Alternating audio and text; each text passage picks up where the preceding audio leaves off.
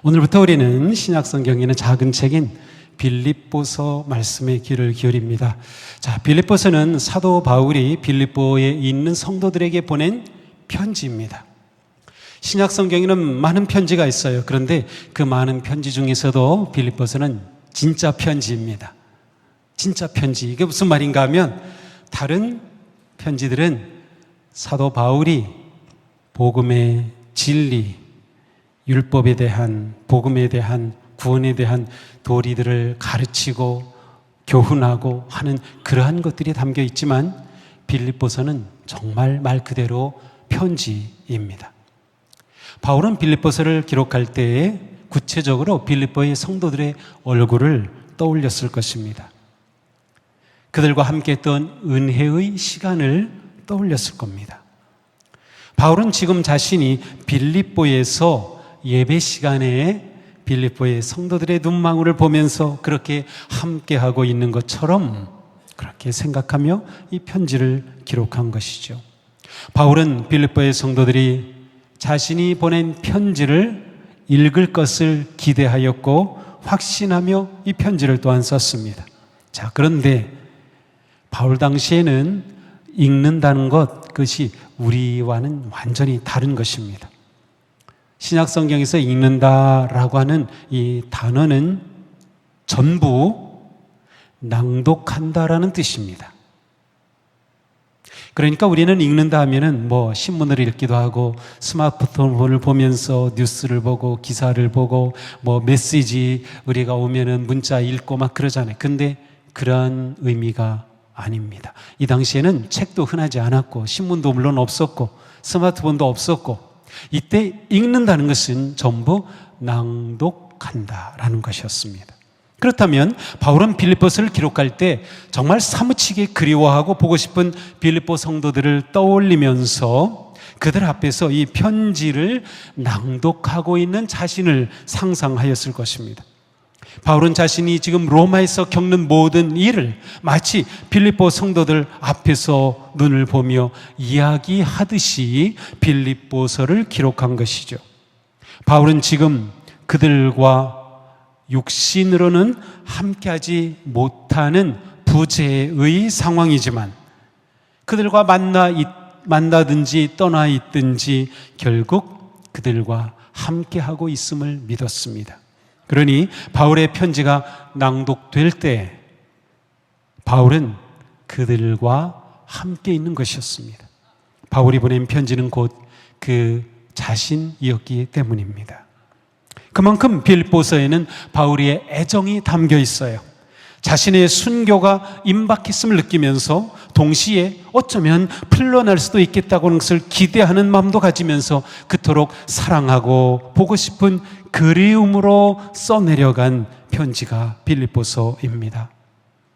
바울이 깊고 건강한 관계를 맺고 그 사랑의 관계 속에서 감사와 기쁨으로 쓴 편지는 딱 2개밖에 없습니다.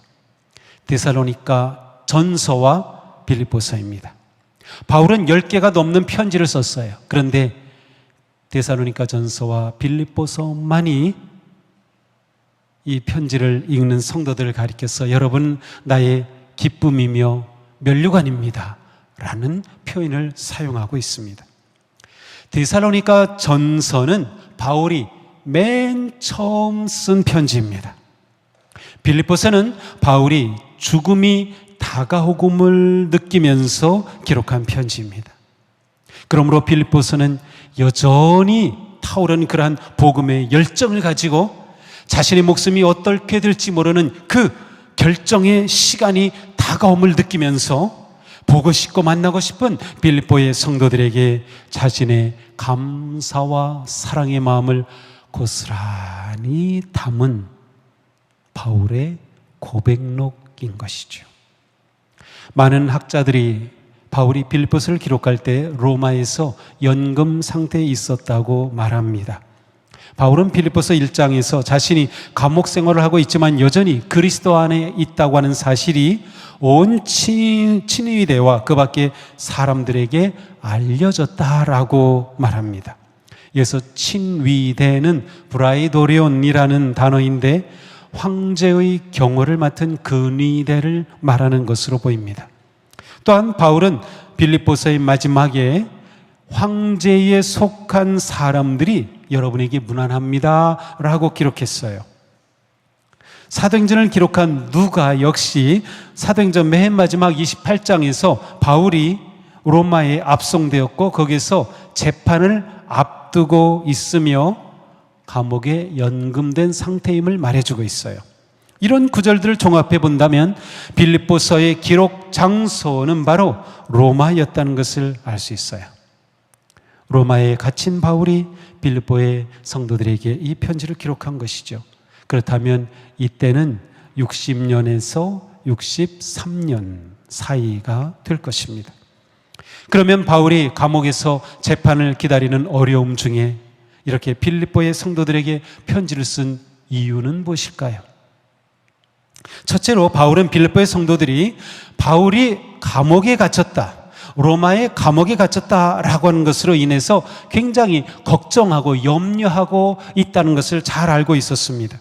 그래서 그들에게 비록 자신이 이렇게 감옥에 갇혀 있지만 그러나 저는 괜찮습니다, 오히려 이곳에서도 복음이 전해지고 있습니다 라는 말을 하면서 그들을 위로하고 격려하기 위해서였습니다. 그는 이렇게 표현하죠. 형제자매 여러분, 내게 일어난 일이 도리어 복음을 전파하는 데 도움을 준 사실을 여러분이 알아주시기를 바랍니다. 그래서 이 편지를 받고 빌립보 교인들이 다행이다, 그래도 우리 사도께서 감옥에 갇혔지만 거기서도 복음이 전파된다고 하니 얼마나 감사한 일이냐, 이렇게 위로해 주는 거죠. 두 번째로 빌립보 교인들이 감옥에 갇힌 바울을 위해서 정성으로 모금을 했어요. 헌금을 해서 에바브로디도를 통해서 바울에게 전달해 주었습니다.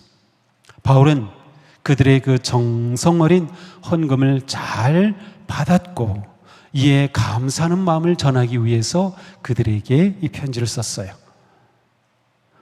어떤 분들은 이것이 바울이 편지를 쓴 중요한 목적이라고 하지만 그렇진 않은 것 같아요. 물론 이것은 필요한 것이었어요.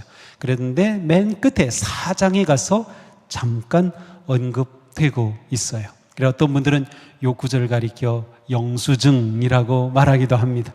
바울이 후원금을 받은 영수증이라는 것이죠. 세 번째로 빌립보 교회 성도 간에 분란이 있다고 하는 소식을 바울이 들었어요. 그래서 그들에게 여러분 한마음이 되어야 합니다 라는 것을 권고하면서 빌립보의 성도들을 미혹하고 있는 거짓된 유대주의자들의 주장에 현혹되지 말고 복음의 삶에 충실하기를 격려하기 위해 이 편지를 기록했습니다.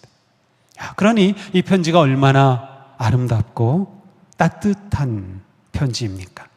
우리는 여기서 바울이 성도들과 믿음의 소통을 위해서 얼마나 힘썼는지를 잘 알 수 있습니다.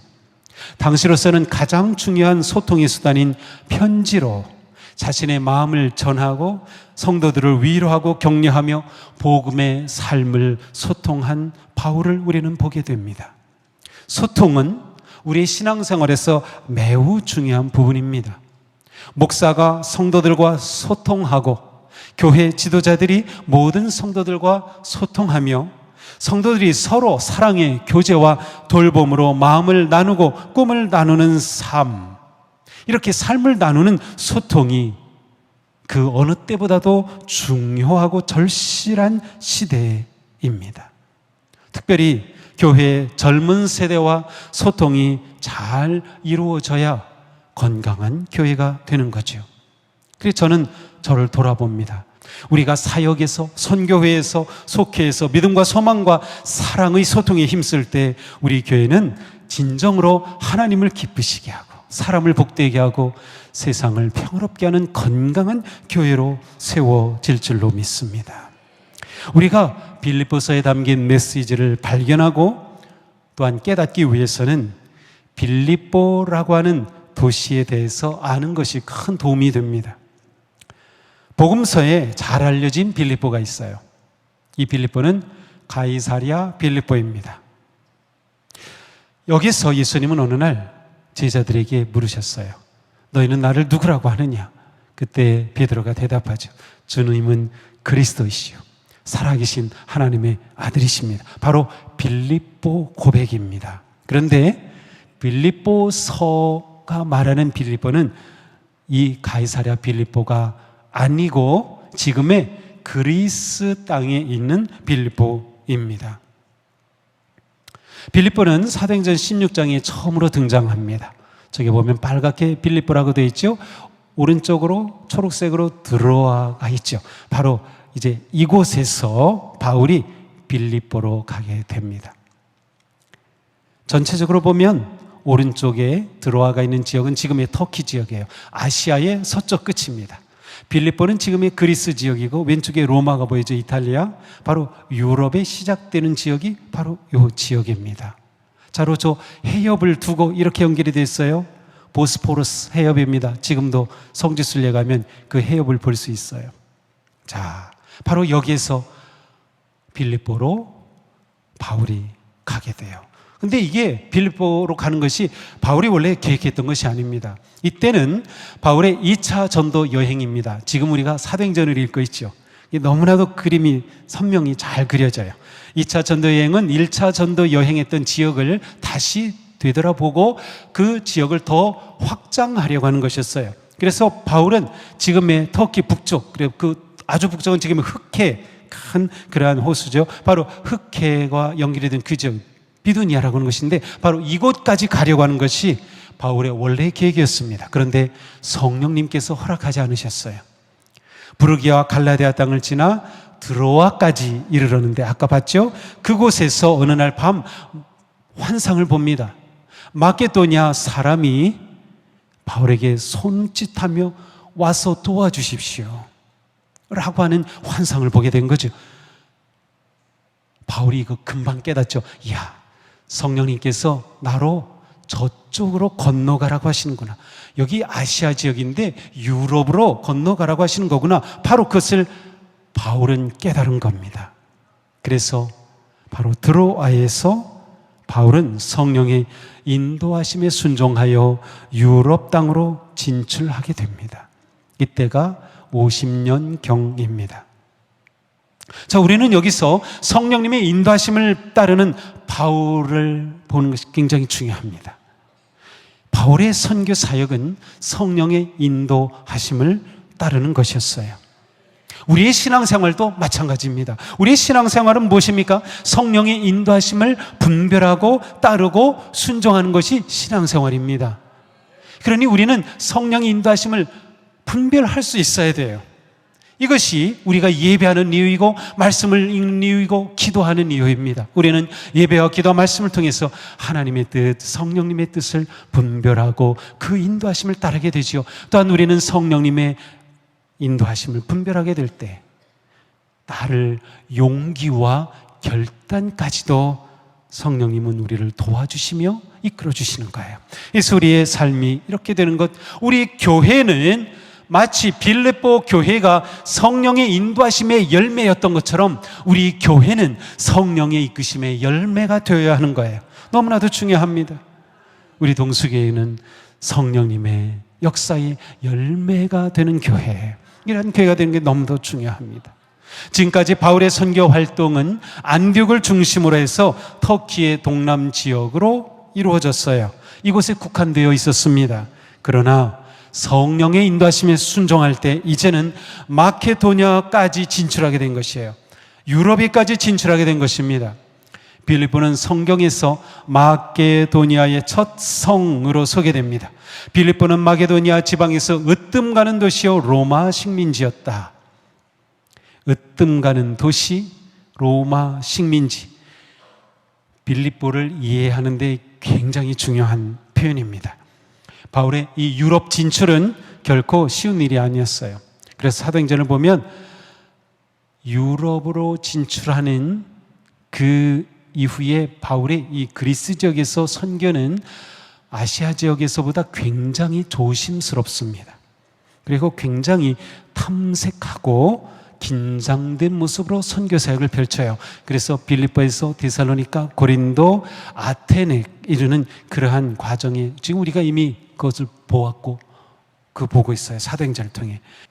빌립보라고 하는 이 도시는 주전 365년에 알렉산더 대왕의 아버지였던 마케도냐 지역의 왕 빌립 2세가 세운 도시입니다. 그래서 빌립보라는 이름을 가지게 된 거예요.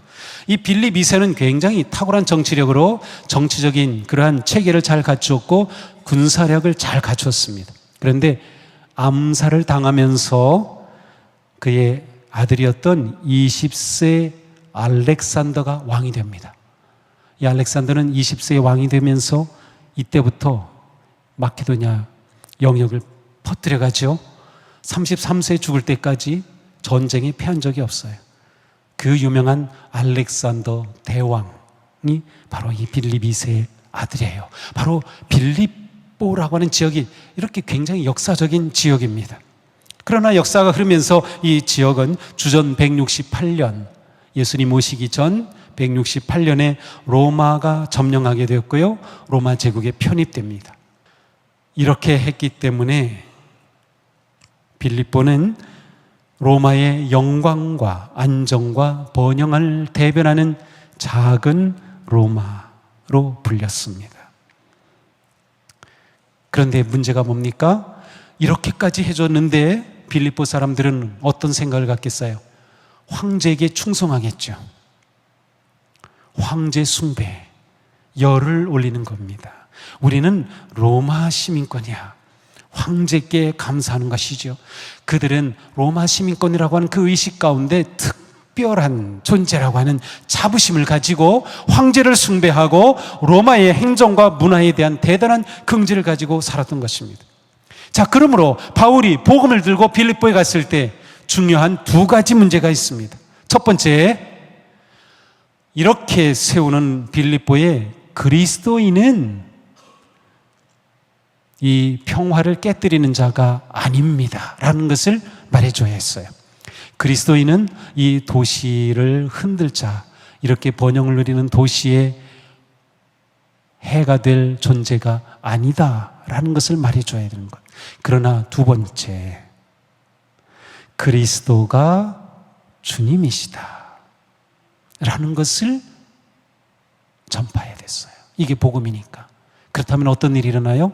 황제가 주다. 이것이 빌립보의 신앙이었어요. 빌립보 사람들이 다 가진 거였어요. 따라서 빌립보는 복음과 황제가 갈등할 수밖에 없는 것이었어요. 복음이 로마적 가치 시스템과 충돌하고 그리스도와 황제가 충돌하는 중심 무대가 될 수밖에 없는 것이 바로 이 빌립보라고 하는 곳이었습니다. 바울은 빌립보의 성도들에게 이렇게 말한 적이 있어요. 그러나 우리의 시민권은 하늘에 있습니다. 그냥 우리가 듣는 것과 빌립보 성도들이 들을 때 어감이 다르겠죠. 우리는 로마 시민권이 있어 하는 그들에게 우리는 하늘의 시민권을 가졌습니다 라를 말하는 거예요. 그 시민권이 무엇입니까? 천국에 무비자로 들어갈 수 있는 여건입니까? 천국행 티켓입니까? 시민권이라고 말할 때 빌립보 성도들이 생각했을 그것을 우리는 생각해 봐야 합니다. 로마 시민권은 로마의 시민으로 자부심을 품고 황제를 숭배하며 로마의 법을 따라가 살기 위한 것이었듯이 성도의 천국 시민권은 바로 이 땅에서 하나님의 자녀의 특권을 누리며 하나님의 은혜와 사랑 안에서 하나님을 경배하며 하나님의 법을 따라 담대히 살아갈 책임을 의미하는 것이에요. 바로 천국의 시민권이 그것입니다. 그러므로 우리는 황제와 같은 세상의 우상의 머리를 숙이지 아니하며 복음의 가치로 악과 맞서 싸우며 위기와 고난에 무너지지 아니하며 하나님 나라를 확장해가는 거룩한 삶의 책임이 천국 시민권에 있다 하는 것을 알아야 합니다. 지금 우리가 사는 이 시대는 포스트 모더니즘이라는 것은 쉽게 말하면 다 자기가 옳다는 것이에요. 진리가 하나가 아니라는 것이에요. 이전에 가지고 있던 가치와 기준이 다 무너진 것이에요. 지금 이 사회에 일어나는 모든 이슈들을 보세요. 전부 그겁니다. 그리고 우리는 지금 AI 혁명 시대, 새로운 시대에 살고 있습니다. 이러한 시대에서 우리가 천국의 시민권, 하늘의 시민권을 가지고 살아간다 하는 것은 어떤 의미, 어떤 가치가 있는 것일까요? 내게 시민권이 있다. 천국 시민권이 있다. 그것은 곧 하나님을 예배하고 사람을 섬기는 구체적인 순종과 사랑의 삶을 살아야 함을 의미합니다. 우리는 복음의 눈으로 세상을 분별하며 세상에 휩쓸리지 않도록 복음의 진리를 꽉 잡아야 합니다. 이것이 우리가 빌립보서를 묵상하며 나눌 때에 변화되어야 할 모습입니다. 우리는 빌립보서를 통해 하늘의 지혜를 얻으며 천국 시민의 거룩한 삶을 세워가는 기쁨이 넘치는 행복한 성도, 행복한 교회로 세워져야 합니다. 빌립보서는 바울과 빌립보의 성도들이 나눈 따뜻한 사랑과 거룩한 삶을 우리에게 전해줍니다.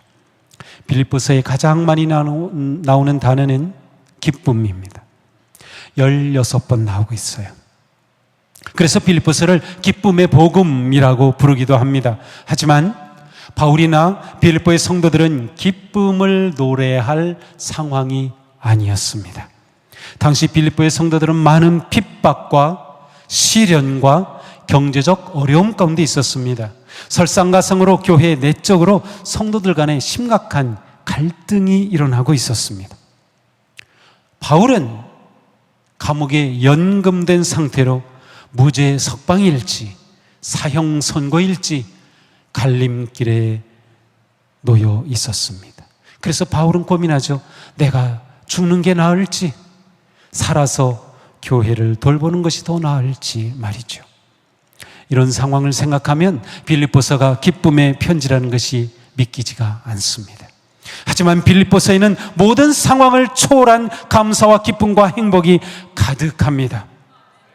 물론 바울은 여기서 행복 강의를 한 적이 없습니다. 행복해지는 법을 가르치려고 하지 않습니다. 바울은 단지 자신이 어떻게 감사와 기쁨으로 살고 있는지를 그들과 소통하고 있을 뿐입니다. 그는 감옥에서조차 자신이 행복하다는 것을 말해주고 있습니다. 빌립보서는 기쁨과 행복을 선물하는 사랑의 편지입니다. 빌립보서는 우리의 상황을 초월한 기쁨의 삶으로 초대하는 아주 특별하고 소중한 하나님의 편지입니다. 빌립보서에서 기쁨이라는 단어 다음으로 많이 나오는 단어는 그리스도입니다. 이것이 열쇠입니다. 그렇습니다. 우리가 바울이 말하는 그 기쁨을 깨닫고 경험할 수 있는 길이 그리스도에게 있음을 보여주는 것이죠. 우리가 그리스도와 연결되지 않는다면, 우리가 그리스도 안에 거하지 않는다면 빌립보서가 초대하는 기쁨의 삶을 이해할 수도 누릴 수도 없을 것입니다. 우리가 빌립보서의 말씀을 읽고 묵상하고 먹을 때마다 우리의 생각이 그리스도 중심으로 바뀌고 우리의 삶의 가치와 방식이 그리스도를 따르는 영적 성장의 은혜가 넘치기를 축복합니다. 그리스도 안에 머무는 삶을 배우며 어떤 위기와 고난에서도 평화와 기쁨을 누릴 수 있는 복된 성도들이 되기를 축복합니다. 사도 바울과 빌립보 성도들을 통하여 우리에게 기쁨과 행복을 선물하는 사랑의 편지를 보내주신 하나님의 은혜가 너무나도 감사합니다. 하나님께서 우리를 어떤 은혜의 자리로 인도하실지 우리 모두가 행복해질 것을 생각하니 너무나도 행복합니다. 우리에게 기쁨이 넘칠 것을 생각하니 너무나도 기쁩니다. 우리 말씀으로 거룩하게 세워지는 복된 성도가 되기를 축복합니다.